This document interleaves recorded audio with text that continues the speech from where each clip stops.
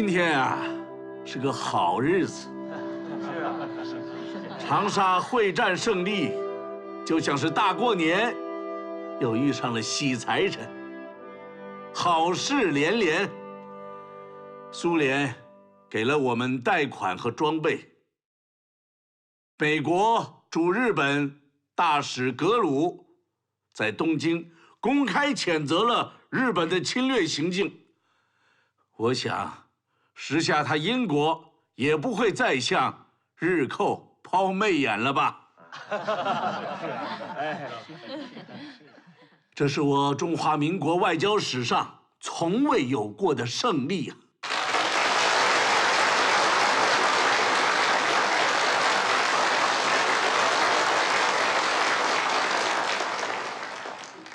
自卢沟桥事变后，我们呼吁国际社会支持中国，制止日本的野蛮入侵。但是那些经常因为中国民众运动而惊诧的所谓友邦，在我们最需要援助的时候，一个个都打起了不干涉的旗帜，对日本的野蛮入侵置之不理，对中国的求援和中国人民的灾难，他们是无动于衷啊！自抗战开始，中国就像被世界抛弃的孤儿，靠着自己民族的力量，在苦苦地支撑着。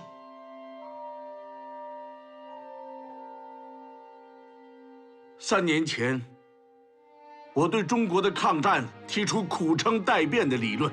现在，世界的局势终于有了改变，各国开始同情我们。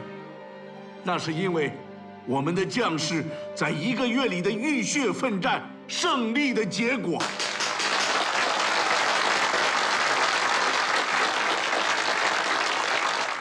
如果我们再坚持3到4年，我们的军民精神愈益发扬，而我们国家的地位愈益提高，那么世界各国对我们的同情也愈益深切，而日寇的武力的破绽，以及他们侵略的野蛮行径，也会表露于世，则世界局势的转变将对敌人更加不利。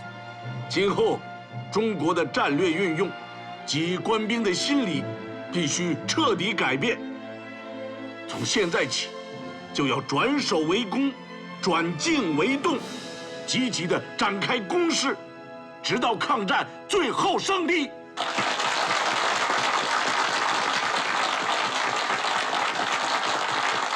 大家端起酒杯，庆祝胜利！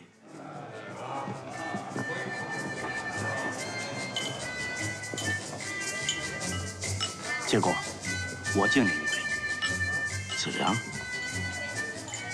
我正想找你呢。介公有何训示？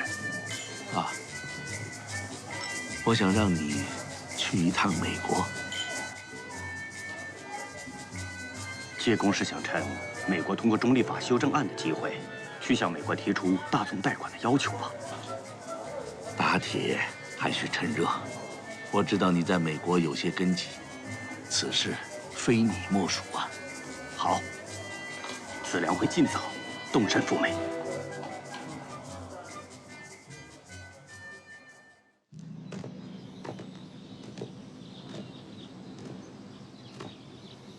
大事な一戦を前に準備不足だった。これは反省せねばならん。自分は我が軍の撤退を失敗とは思いません。調査の戦い、これは重慶政府に対して軍事的圧力をかけることを目的としていた。だが逆に重慶政府と中国軍の士気を高めることになってしまった。これを失敗と言わず何という。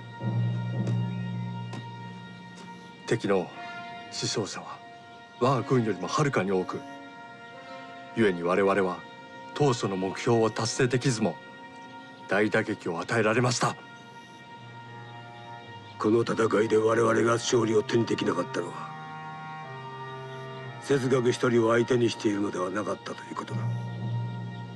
節学の後ろには億万の中国の民が立っていた。敗北は戦う前から決まっていたのか。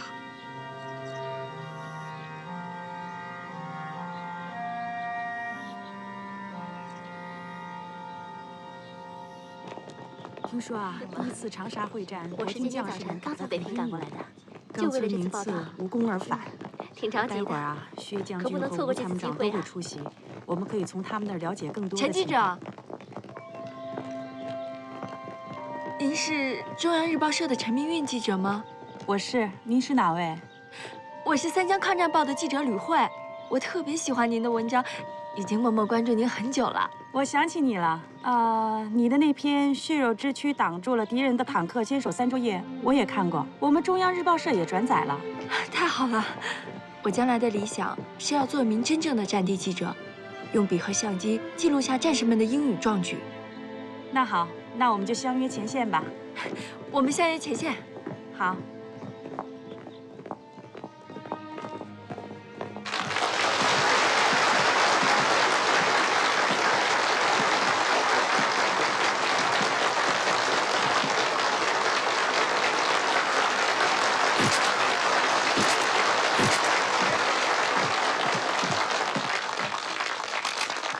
大家好，我是英国《泰晤士报》记者马丁。薛将军，根据中方战报披露，这次长沙会战歼灭日军3万余人，而日方战报却称只伤亡1000多士兵。双方统计的数字差距那么大，请问哪一方的数据是对的？这双方交战伤亡人数统计数字的误差，这可能是一个世界性的难题。你想获得一个双方都确认的统计数字，这可能有点困难。我向你提供这么一个事实，就是日军106师团总共有3万多的兵员。此次战役之后，他既被奉调回国，并且被永远地取消了番号。这事实就说明，日本自称他们只死伤了1000多士兵的说法是多么的荒谬。我是苏联塔斯社记者彼得洛夫，请问薛先生，据中方战报披露，长沙战役歼敌3万余，而中方伤亡达40293人，所谓胜利者的伤亡人数大大超过了对手，请问这样的胜利能称之为胜利吗？众所周知，我们和日军的武器装备悬殊很大，几乎可以这么说，我们是在用步枪手榴弹对抗日军的飞机大炮。从军事上讲，虽然我军伤亡很重，但是各军建制完好，补给之后马上就可以恢复其战斗力。最重要的是，我们粉碎了日军妄图攻占我长沙的企图，这是中国人民的重大胜利。我是中央日报社的记者陈明运，请问薛将军，此次长沙会战胜利的意义何在？这个问题提得好。我告诉你，日军是侵略者，他们经过多年的精心准备，对我国发起了侵略战争，因而他们采取的是攻势，这样就给人的心理造成这么一个错觉，那就是日军兵锋所及，指向哪个城市，哪个城市就得沦陷。日军的主力谁也挡不住，而长沙会战的胜利粉碎了这种错觉，它说明，只要我们上下一致，有抗战的决心和卓越的战场指挥，就完全可以粉碎日本军队的进攻。从这个意义上来讲，长沙会战的胜利将极大地提振我中国人民的抗战信心。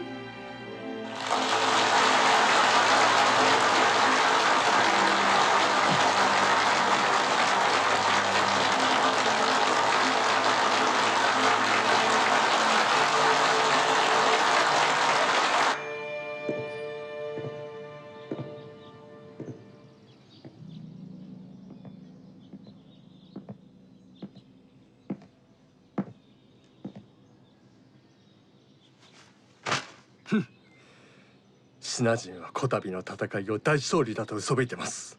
よくもまあ、どの新聞もイケシャーシャーと3万人を殺したなどと、全くデタラメもいいとこだ。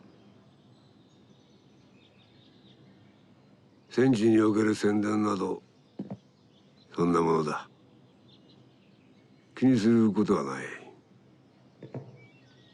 確かに哲学は手強い相手です。ですが今回はよくて引き分けでありました。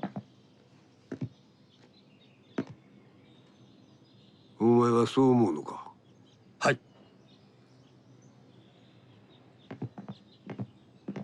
106師団が2度も包囲され全滅し、大本営から部隊番号を取り消されたんだ。我が大日本帝国の、いや岡村康次にとって生涯最大の汚点である。勝敗はまだです。雪辱は可能です。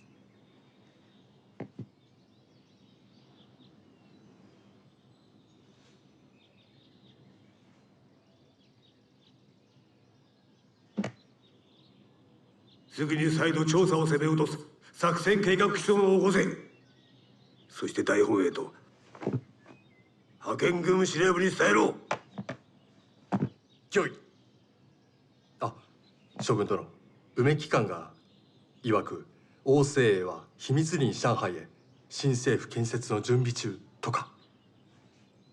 このろくでもない男の名前を出したくもないが、蒋介石を我々の用意した談判席に沿わせる、それが大事だ。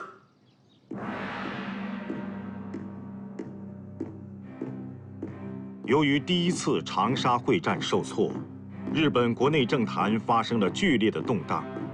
日本军界强硬派在国内的政治博弈中获得了胜利，多名内阁大臣被迫辞职。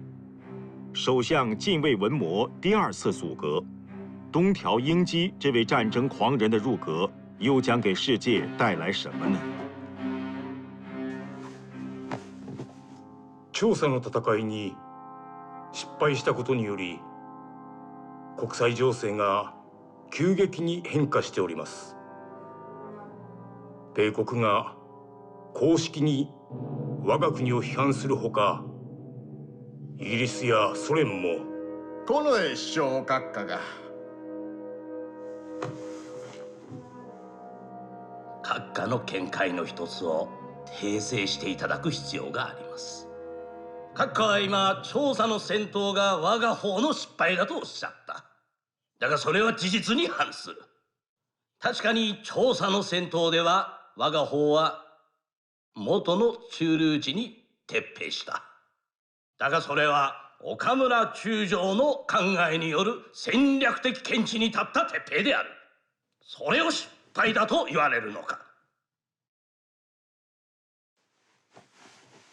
ここにおられる方々に分かっていただきたいのは、我が第11軍のダモクレスの剣は今も変わらず重慶政府の頭の上にぶら下がっているということです。大いなる勇気をもって天皇陛下の意志に従え、再度調査に進行するならば、必ずや重慶政府を打ち砕くことができます。岡村中将からの調査への再進行を要請する報告書が皆様のお手元に渡っているかと思います。この報告書の中で一番注意していただきたいのは蒋介石の候補中央軍を叩き潰しさえすればシナ事変の早期解決につながるということです。私は岡村中将の考えに全くもって賛成です。大日本帝国の新内閣の閣僚としてここにおられる方々は前線の最高責任者からの作戦要求を批准することに拒否する理由などおありなのですか？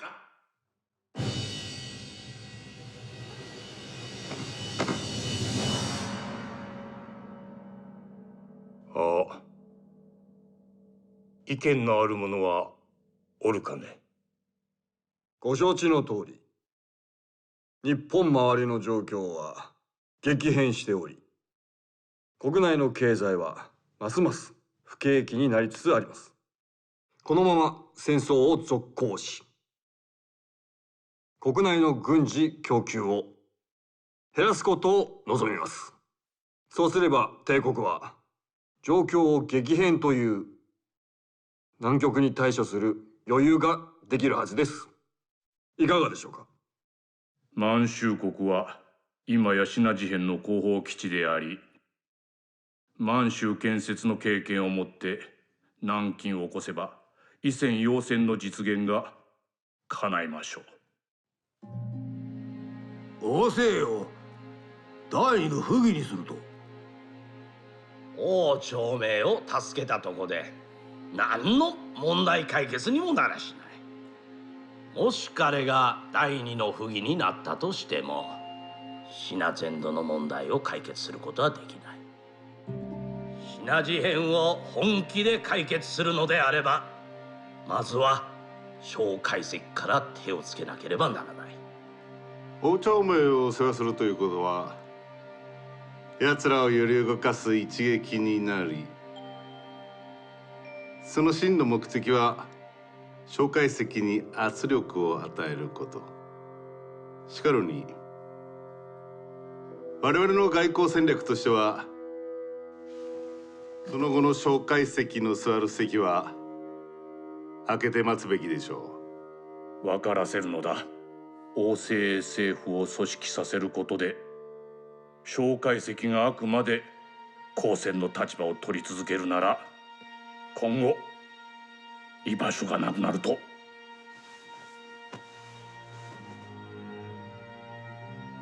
皆さんのご意見を総合しますとこういうことですかな。中継政府および蒋介石に対してはこれまで通り政治的軍事的圧力をかけ続け屈服させると。そこで我々は中継に対し爆撃を行うとともに回路封鎖をさらに強め王精鋭政権を積極的に立ち上げると同時に有能な者を派遣して中継政府と接触させると。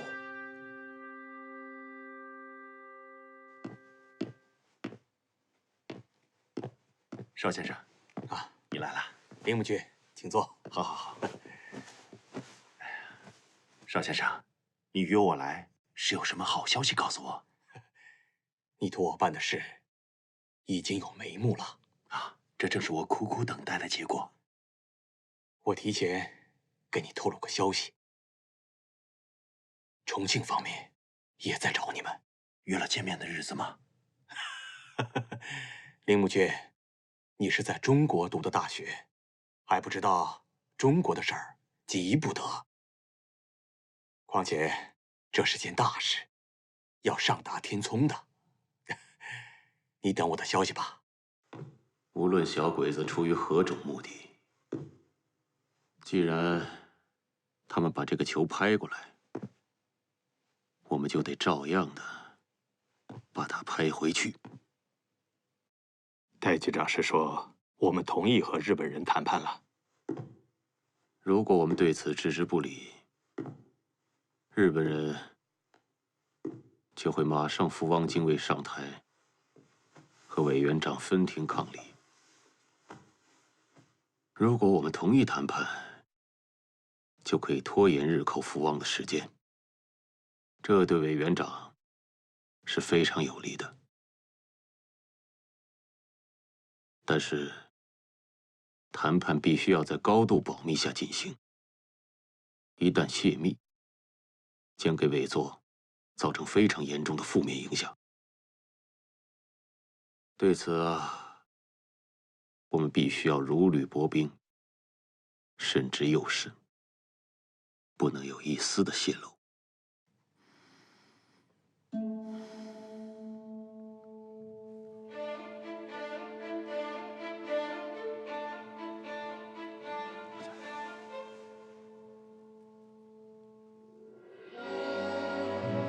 起来，站起来，站起来！来人，去带他换一套西服。是。请。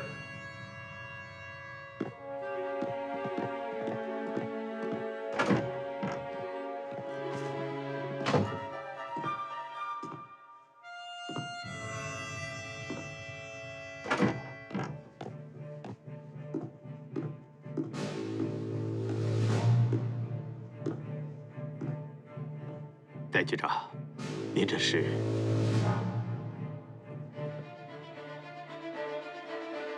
像，真像。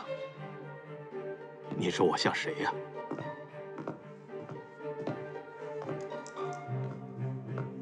来，戴上。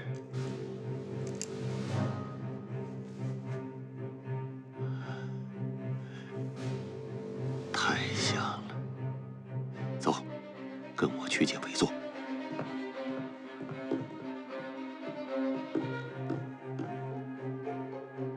他日寇竟然把我也视同毫无血性的汪逆，哼，那就让他来领教领教我蒋某人吧。校长，我们不妨派一个密使去和铃木卓尔谈。啊，这主要是可以拖延日寇扶植汪精卫上台的时间，而汪精卫冷板凳坐的时间越长，他的集团就会分崩离析。用不了多久，他一定会精神崩溃。可你想过没有？此事一旦泄密，就会成为世界级的大丑闻，直接影响我和我中华民国政府的形象。校长，学生考虑过了，所以我想，密谈的工作全部由军统运作。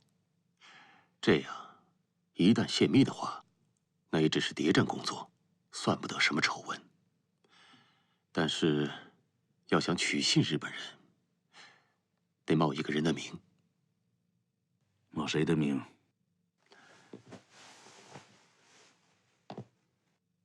宋子良先生。胡闹！子良是我的姻亲，万一泄密，这还说得清楚吗？啊，校长，学生说的是冒子良先生的名，并不要子良先生亲自出面。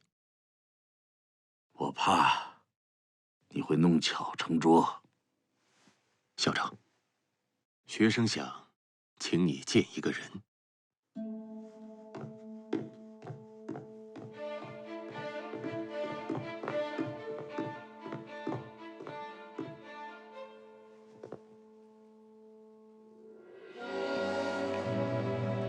子良，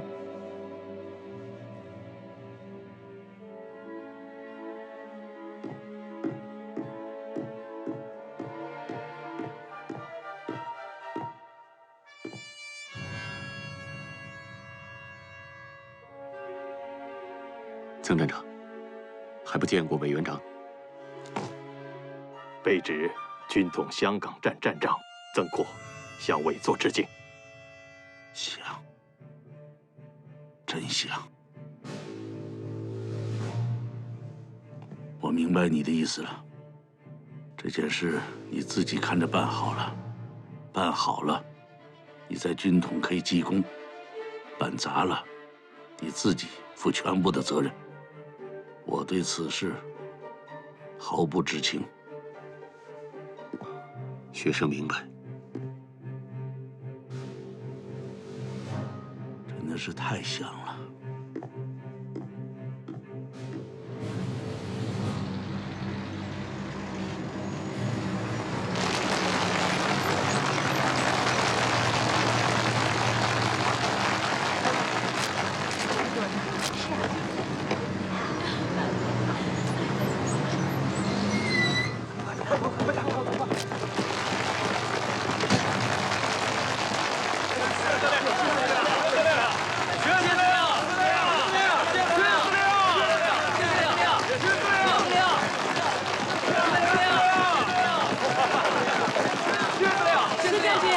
我是中央日报社的记者。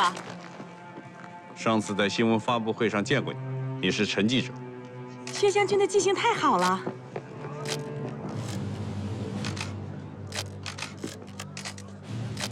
请问薛将军，这次我军缴获日军辎重多少？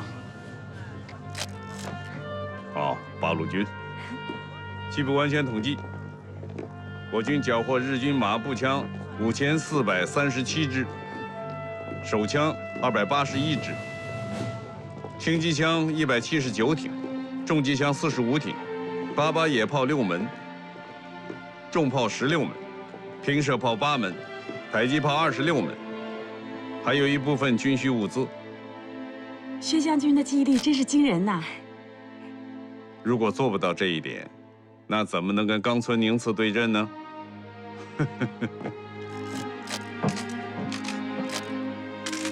这些战利品都是我湖南军民奋起抗战的结果。除了武器，我们部队要留以作战之外，别的战利品你们记者朋友可以随便挑一件，留作纪念。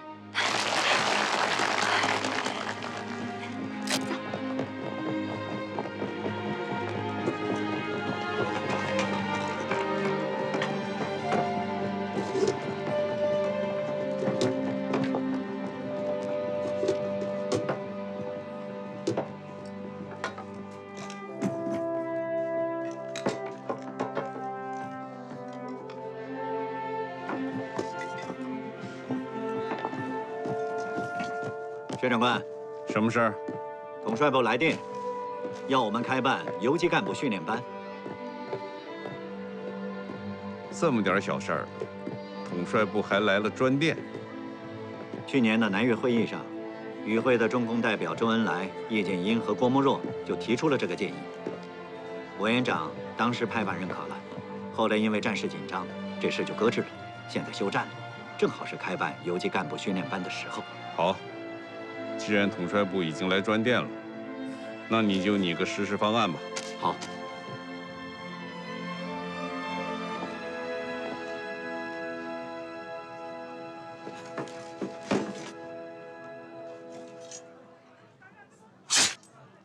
薛长官，薛长官，参谋长，机要室柯丽娟向您报道。柯丽娟，机要室主任，上海人。保定军校毕业，精通无线电。我们很在意机要室主任这个职务，因为他是战时司令部的心脏所在。保定军校毕业的？是。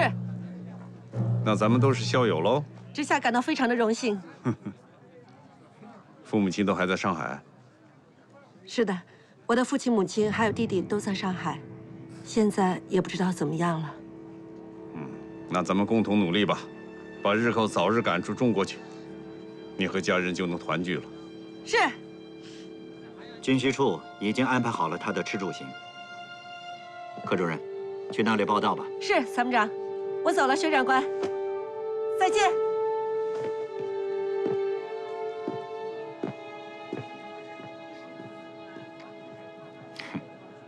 像个军校毕业的。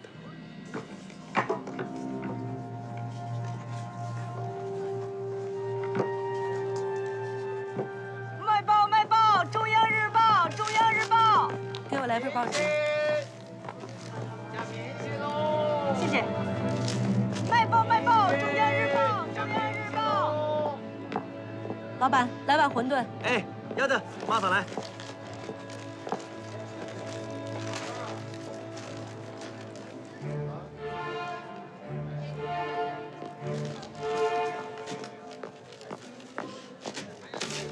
哎，小姐，给你馄饨。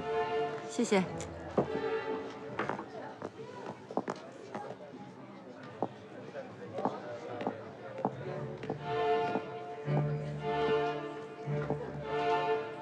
柯主任你好。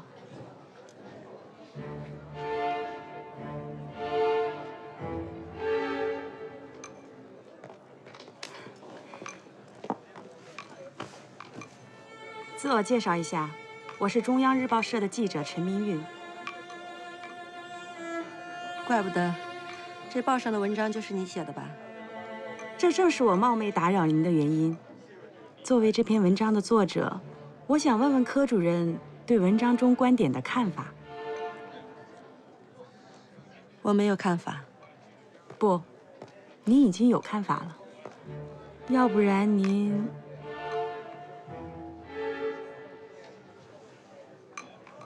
你真想听我对这篇文章的评价？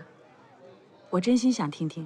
那好，我送你8个字：文过是非，陈词滥调。柯主任，我当了这么多年的记者，还第一次听到这样的话，我谢谢你。这没什么，我只是说出了真心话。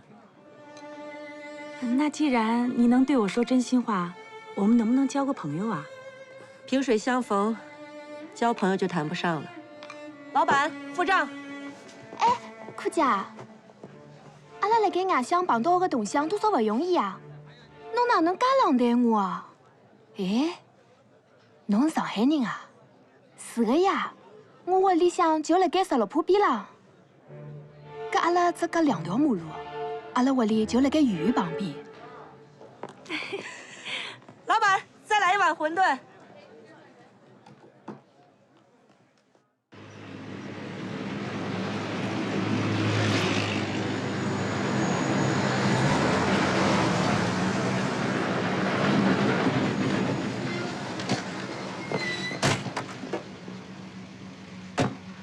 局长，报告，新编第10军军长李玉堂，欢迎薛长官莅临检查。好，请。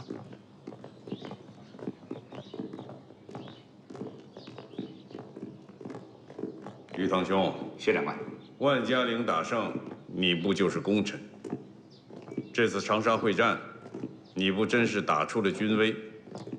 最高统帅部把泰山军的称号授给你们，我这个战区司令官脸上也有光啊。现在你们整编为战区直属第10军了，以后我更得多多依靠你了。我军能有建功，全靠薛长官指挥得当，调度有方。我全军将士感谢薛长官。你有给我戴高帽是不是？老东西。薛长官，请。立正。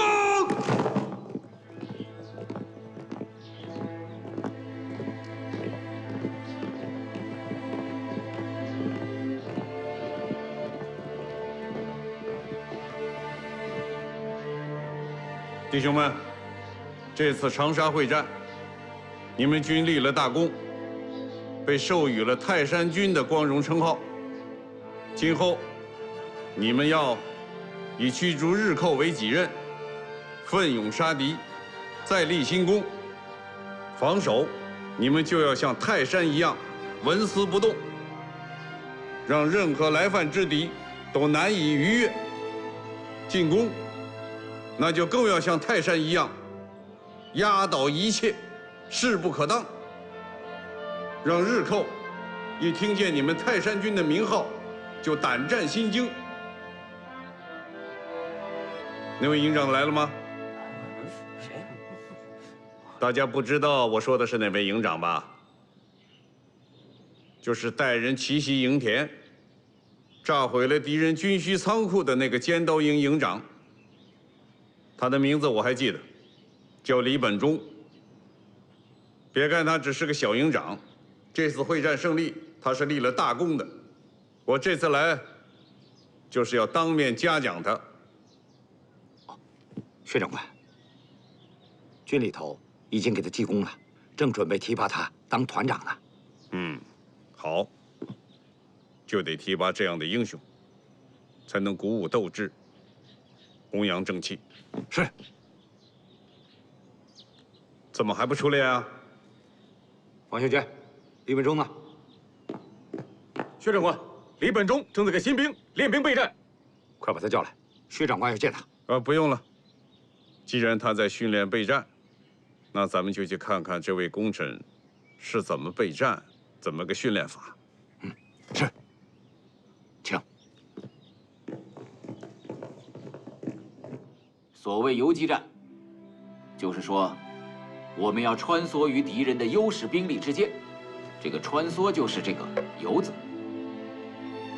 至于这个“击”字怎么理解呢？就是我们要抓住有利战机，歼敌一步，拿起拳头狠狠来这么一下子。说白了，就是要避敌之长，击敌之短。只有这样，才能为自己创造机会。哎，师傅，上回咱们打营田，你让3个连同时出发，但是呢，又不让向镇里边突击，吸引敌人的火力。这个时候，你让尖刀班去完成炸掉敌人弹药库的任务，这种迷惑敌人的假象，应该就是您说的这个游击战吧？你也可以这么认为。这样吧，我还是举一个实战的例子给大家讲一讲，什么是游击战的战法。来，大家都看这张图，川、黔、滇3省交界的这个地图。当时双方交战的部队，这样，我就不具体的说是哪个部队了。我以甲军和乙军来代替。当时的这个甲军呢，佣兵不过3万，武器装备也是非常落后，没有车轮子，靠的是2条腿走路。这个乙军呢，有20万大军，不但有大炮、车轮子，还有飞机。从客观条件看，这2军的军事实力啊，就没有什么可比性，这是不言而喻的。所以，很快，这个乙军利用他的优势兵力，还有他车轮子的速度，对甲军形成了重重的包围。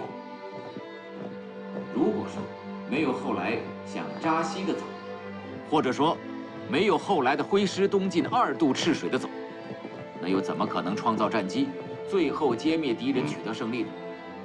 听听。如果说没有后来的3渡赤水和4渡赤水，又怎么可能牵着乙军的鼻子，让他团团转，最后把他脱皮脱垮呢？所以说，处理好打和走，这才是游击战的精髓所在。刚才我向大家介绍的4渡赤水的战斗，可以说是游击战里的典型战例啊。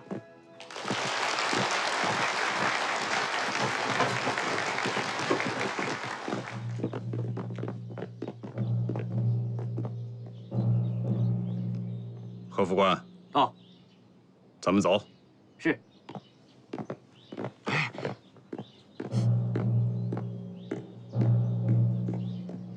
怎么了？你说怎么了？啊？哎呦，我也不知道谁把共党请到这里来讲课的呀。讲哪段不好，非要讲赤水河围剿红军那段。你又不是不知道，那是薛长官指挥的。我看你怎么收场。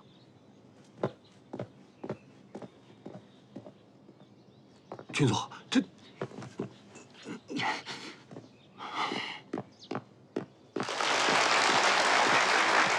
李本忠，到，立正。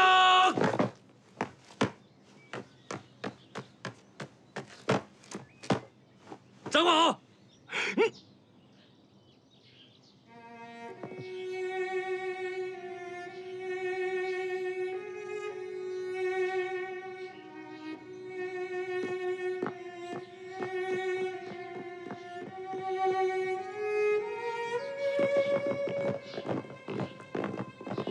方宪觉，我告诉你，今天你必须把这个事情给我说清楚。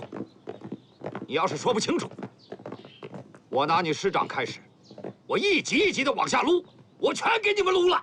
方师长，李本忠可是你们御史师的，你这泡烂屎啊，你怎么擦吧？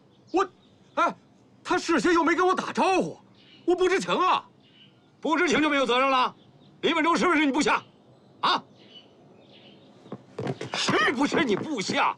回答我。是。你的部下把一个共产党请到我们部队里，讲什么游击战，还以什么红军4渡赤水为例，找死啊你！我告诉你，这就是严重的政治事件。你身为师长，他娘的还敢说我不知情？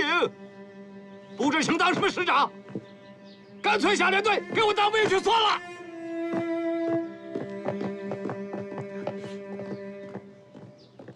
来人，到，给我把李本忠关禁卫室去。